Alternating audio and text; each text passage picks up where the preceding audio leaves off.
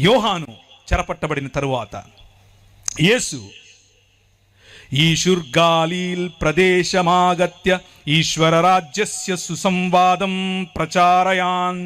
ఆయన యోహాను చెరపట్టబడినప్పుడు గలిలయ ప్రాంతములోనికి వచ్చి దేవుని రాజ్యమును ప్రకటించుచుండెను. కథయామాస కాల సంపూర్ణ ఈశ్వరరాజ్యైచ్చ సమీపమాగతం అతో హేతోర్యూయం మనాంసి వ్యావర్తయద్వం సుసంవాదే చ విశ్వాసిత. మీ మనసులను మార్చుకొని దేవుని రాజ్యము వైపుకు రండి అని ఆయన దేవుని రాజ్యమును ప్రకటించెను. శ్లోకంలో చెప్తే అంటే శంఖంలో పోస్తే తప్ప నీళ్ళు తీర్థమవు టైప్లో అలా చెప్తే ఇప్పుడు మీకు అర్థమైందా? ఆయన వచ్చి చెప్పింది దేవుని రాజ్యం గురించి, క్రైస్తవ మతం గురించి కాదు, మనం కట్టుకున్న శాఖల గురించి కాదు. దేవుని రాజ్యం చెప్పాడు.